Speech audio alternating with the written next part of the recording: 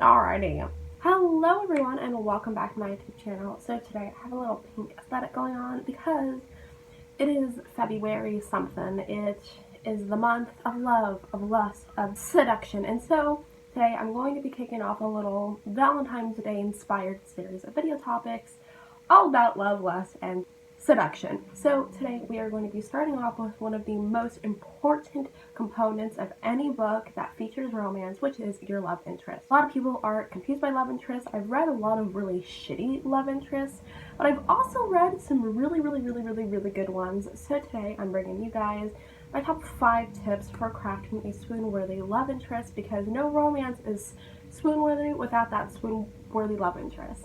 So number 1 is personality. I wish this was a given, but I have read a lot of books, and some love interests generally feel like cardboard cutouts. This may surprise some of you out there, but love interests actually need to have some resemblance of a personality. So this means that your love interest needs to have good things about them. Maybe they're kind, maybe they're caring, optimistic, smart. I don't know, it's your story. Figure it out. And pro tip, a good trait does not include hotness. We're talking about personality here, not looks. And then you also have to take into account things like flaws, because a perfect love interest is a love interest that no one is going to be able to relate to, which 9 times out of 10 means that the reader is going to hate a love interest. So yes, you need flaws. The reason that flaws are important is because they basically make us relate to the love interest more, and it can also create a lot of conflict with them and the MC, and something that you want to consider when making their character traits in general is kind of what the MC's character traits are and how those might clash and how those might complement each other very well. So for example, let's say one character is very trusting, they trust everyone, they are an open book. You have the other character who literally does not trust anyone and just very mysterious in that way. These two personalities could clash, because then the open book could be frustrated that the secretive one is basically not telling them anything and is like, you don't really trust me, what the fuck? Then the really secretive one could be very upset at the open book for telling a lot of people just like general stuff about them, stuff like that.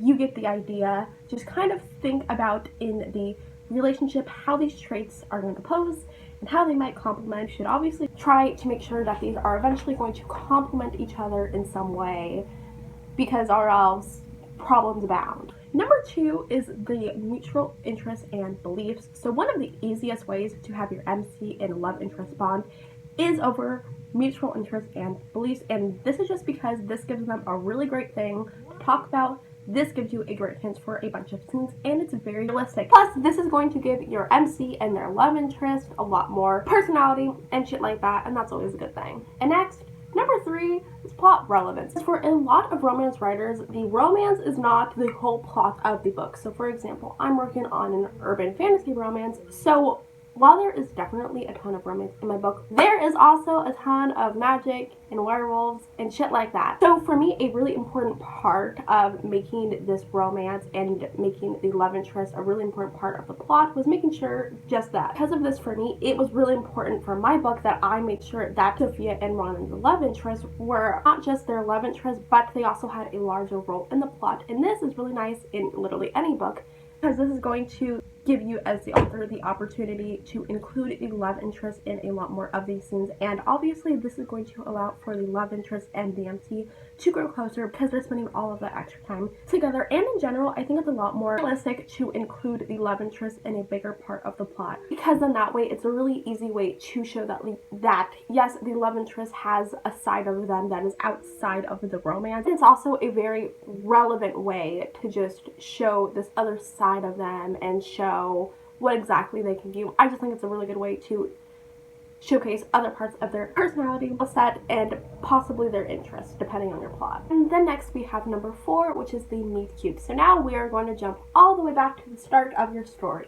How the hell do your characters meet? Are they in the same college class? Do they meet on a battlefield? Does one of them heal the other and then see the other's wounds and becomes really judgmental of them? If you understood that TSC/SS reference, I love you. The meet cute is so important, just because it's the first impression that the reader and often the character has on the love interest. And this doesn't have to be perfect. I mean, we all love a good enemies to lovers, rivals, pal lovers, hate to love, shit like that. It should really stick out among other character reactions, and the reader should easily be able to say, oh, this is the love interest. Alright. So when writing the meet cute, you want to consider a few things.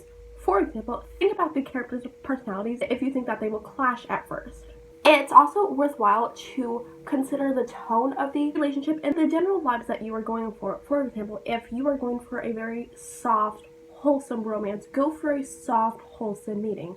But if you're going for a more sexy kind of romance, especially if you're writing something like erotica, then maybe you want to go for a more sexy or flirtatious meet cute. Although in most cases, you can at least have a hint of sexy or flirtation, but it really depends on obviously the romance and the meet cute and shit like that. You just consider the vibes that you want the relationship to give off, and then craft the meet cute in according to that. Based on that, words are hard. Whatever you decide to do, just make sure that you make a meet cute that readers are not going to forget. Lastly, number 5, we have a good old declaration of love and romantic gestures. So I'm mentioning these in the same point because I think they are very similar and they kind of go hand in hand. So a declaration of love is basically when one of the characters basically just professes the love for another character. And then a romantic gesture is just something that one of the characters does for the other that's super romantic and basically sweeps them off their feet. So in the context of the love interest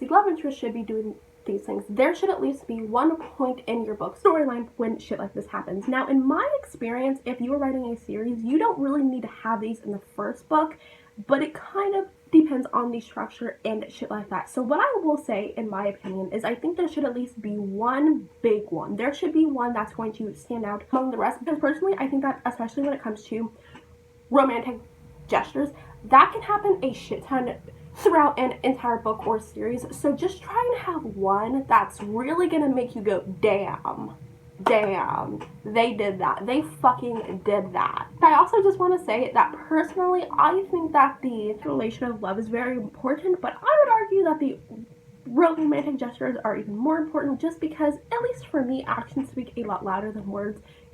You know, I feel like a love interest can tell the MC, you know, however many times they want that they love them and they care about them and shit like that. But until they really, like, put in the action, sometimes I'm like, do we really believe that, though? So when I get to a huge, glamorous, fantastic romantic gesture, my heart swirls. My heart just swirls. I just think that romantic gestures are one of the most important parts of a romance, and it's definitely something you want to take a lot of care in when you have your love interest, because since the love interest is doing this gesture, you also want to take into account realistically what they would do and what the MC would like for them to do. And with that being said, that is all that I have for you guys today. I hope you enjoyed today's video.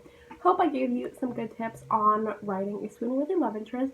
And stay tuned for next week, where I will be having another Valentine/love themed topic. So I hope you guys enjoyed today's video. If you did, please give it a big thumbs up and hit that big red subscribe button down below and turn on this post notification so that you, yes you, know every time that I post a video.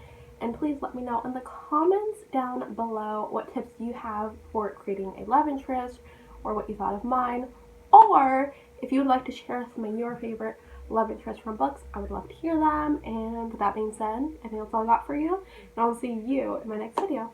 Bye!